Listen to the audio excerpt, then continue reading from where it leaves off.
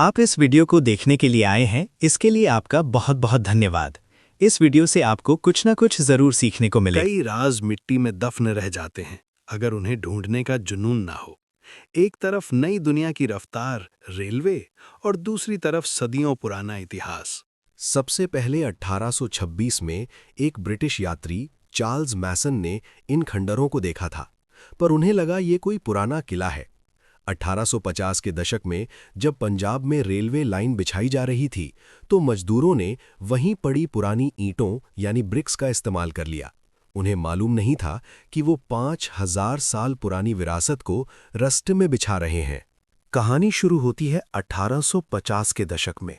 अंग्रेजों का राज था और पंजाब में रेलवे लाइन बिछाई जा रही थी। मजदूरों को रास्ते में मिट्टी के ढेर मिले, जिनमें से लाखों पकी हुई ईंटें निकल रही थीं। इन ईंटों को उन्होंने रेलवे ट्रैक के नीचे बिछा दिया।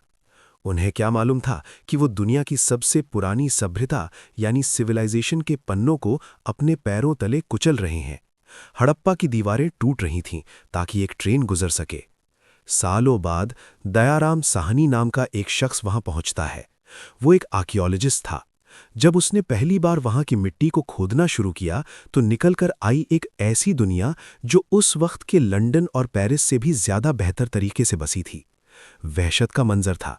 हर घर के बाहर एक ड्रेनेज यानी नाली थी जो ढकी हुई थी। सड़कें एक दूसरे को सीधा काटती थी यानी ग्रिड पैटर्न में। वहां कोई महल या मंदिर नहीं मिला, बल्कि सबसे बड़ा हिस्सा था ग्रैनरी यानी अनाज रखने का भंडार। इससे पता चला कि ये लोग भूख और अय्याशी से ज्यादा इंसानी जरूरत को अहमियत देते थे।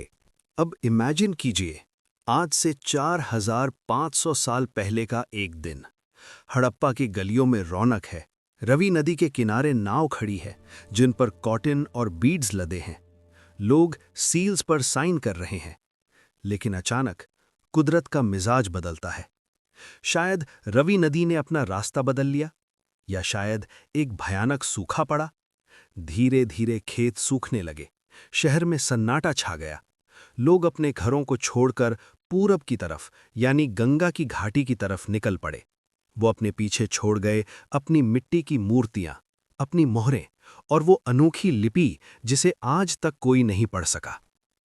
हजारों साल तक हड़प्पा मिट्टी के नीचे सोया रहा, जैसे कोई पुराना राज हो। जब इसे ढूंढा गया तो दुनिया ने माना कि भारत का इतिहास सिर्फ 2000 साल पुराना नहीं, बल्कि 5000 साल पुराना है।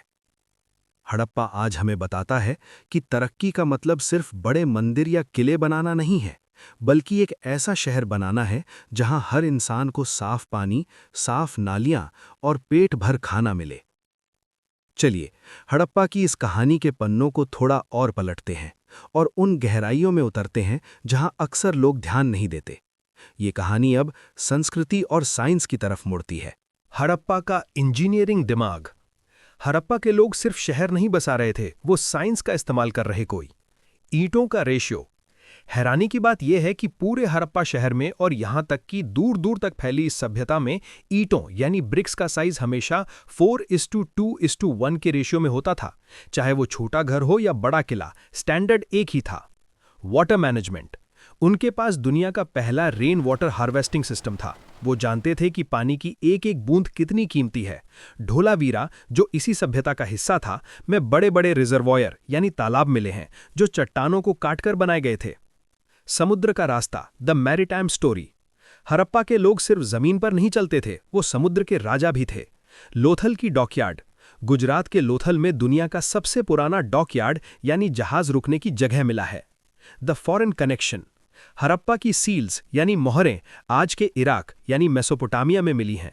इसका मतलब है कि 5000 साल पहले हमारे पूर्वज बड़ी बड़ी कश्तियों में बैठकर अरब सागर पार करते थे और वहां से सोना, चांदी और कीमती पत्थर लाया करते थे। कला और संगीत, the artistic soul.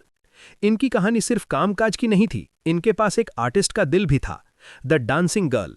Mohenjo-daro, Harappa की जुड़वां सभ्यता से एक कांसे यानी ब्रॉन्ज की मूर्ति मिली है। उस लड़की के एक हाथ में ढेर सारी चूड़ियां हैं और वो एक एटीट्यूड में खड़ी है।